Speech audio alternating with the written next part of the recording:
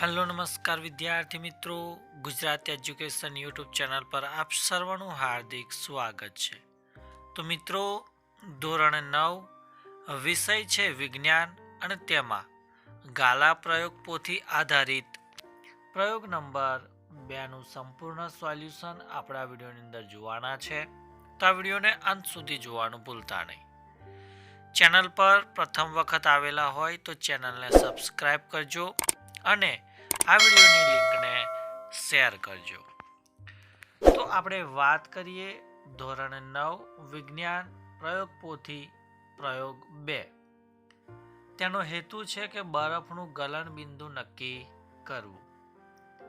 તો આ પ્રયોગ કરવા માટે આપણે જરૂરી સાધનો જોઈશે: સ્ટેન્ડ, થર્મોમીટર, કાચની ગળણી અને બીકર. જ્યારે પદાર્થની અંદર આપણે બરફના ટુકડાનો ઉપયોગ કરીશું. ત્યારબાદ મિત્રો, અહીંયા તમે આકૃતિ જોઈ શકો છો. આ જ પ્રમાણેની આકૃતિ તમારે અહીંયા બાજુમાં પેન્સિલ વડે દોરી દેવાની રહેશે. તો આકૃતિની અંદર તમે અહીંયા ગોઠવણી જોઈ શકો છો કે ભાઈ સ્ટેન્ડ આપેલું છે, અહીંયા થર્મોમીટર છે, અહીંયા કાચની ગળણી ગોઠવેલી છે, તેમાં બરફના ટુકડા નાખેલા છે, અહીંયા નીચે બીકર મૂકેલો છે અને તેની અંદર બરફનું પાણી તમને જોવા મળે છે. તો આ પ્રમાણેની આકૃતિ તમારે અહીંયા બાજુની અંદર દોરી દેવાની રહેશે.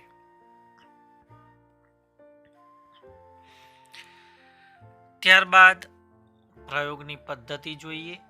તો એક કાચની ગળણીમાં 150 ગ્રામ બરફના ટુકડા લઈ આકૃતિમાં દર્શાવ્યા મુજબ સાધનોને ગોઠવવાના છે. ત્યારબાદ થર્મોમીટરનો બલ્બ બરફના ટુકડાની વચ્ચે સંપર્કમાં રહે તેમ થર્મોમીટરને સ્ટેન્ડની મદદથી ઊભું ગોઠવો. થોડીવાર પછી બરફ પીગળવા માંડે ત્યારે તેનું તાપમાન નોંધો. ત્યારબાદ 2 મિનિટ પછી અને 5 મિનિટ પછી બરફનું તાપમાન નોંધો. તો આ પરથી બરફનું ગલન બિંદુ નક્કી કરવાનું છે. હવે આપણે આ પ્રયોગ આધારિત અવલોકન જોઈએ. તો એમાં પહેલું છે કે બરફ પીંગળે ત્યારનું શરૂઆતનું તાપમાન કેટલું હોય છે? તો કે ભાઈ 0°C હોય છે. 2 મિનિટ પછીનું બરફનું તાપમાન તો એ 5°C મળેલ છે અને 5 મિનિટ પછીનું બરફનું તાપમાન 10°C મળેલ છે. તો આ પ્રયોગ પરથી નિર્ણય એ તારવી શકાય કે બરફનું ગલન બિંદુ 0°C છે. આ પ્રયોગ આધારિત કેટલાક પ્રશ્નો છે જે જ્ઞાન ચકાસણી આધારિત આપેલા છે. તો એ જોઈએ. પ્રશ્ન નંબર 1 કે નીચેના દરેક પ્રશ્નની નીચે આપેલા વિકલ્પોમાંથી સાચો વિકલ્પ પસંદ કરી ઉત્તર લખો. એમાં પહેલો પ્રશ્ન છે કે પાણીનું ઉત્કલન બિંદુ કેટલું છે? તો જવાબ આવશે ડી, 100°C. બીજો પ્રશ્ન છે કે બરફની ગલન ગુપ્ત ઉષ્મા કેટલી છે? તો એની અંદર આપણો જે પ્રશ્નનો વિકલ્પ જે સાચો આવે છે એ છે ઓપ્શન એ, 3.34 ગુણ્યા 10⁵ જે kg-1, એટલે કે ઓપ્શન એ સાચો છે. ત્રીજો પ્રશ્ન કે વાયુના પ્રવાહીકરણ માટે યોગ્ય પરિસ્થિતિ જણાવો. તો એની અંદર આવશે ઓપ્શન સી, નીચું તાપમાન અને ઊંચું દબાણ. પ્રશ્ન નંબર 4 કે ગલનની પ્રક્રિયા દરમિયાન ગલન બિંદુ સુધી પહોંચ્યા બાદ જ્યાં સુધી સંપૂર્ણ બરફ પીગળી ન જાય ત્યાં સુધી તાપમાનમાં શો ફેરફાર થાય છે? તો જવાબ આવશે ઓપ્શન બી, તાપમાન અચળ જ રહે છે. ત્યારબાદ પ્રશ્ન 5 દ્રવ્યની ઘન અવસ્થામાંથી પ્રવાહી અવસ્થામાં રૂપાંતરની પ્રક્રિયાને શું કહે છે? તો જવાબ આવે છે બી, ગલન કહે છે.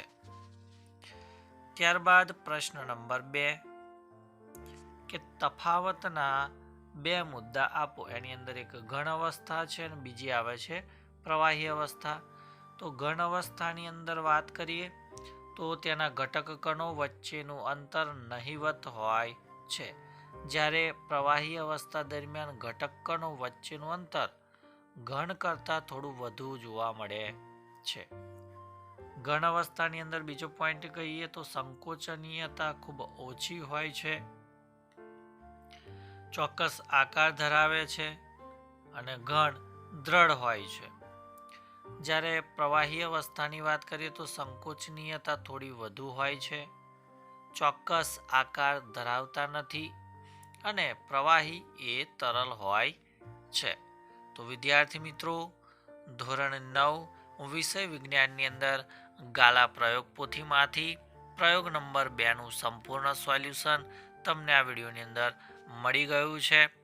તો વિડીયોને લાઈક કરજો, આ વિડીયોની લિંકને તમારા મિત્રો સુધી શેર કરજો અને ચેનલ પર પ્રથમ વખત આવેલા હોય તો ચેનલને સબસ્ક્રાઈબ કરી બાજુમાં આપેલ બેલને પ્રેસ કરી દેજો, જેથી આવનાર તમામ નવા વિડીયોની નોટિફિકેશન સૌપ્રથમ તમારા સુધી પહોંચતી રહે.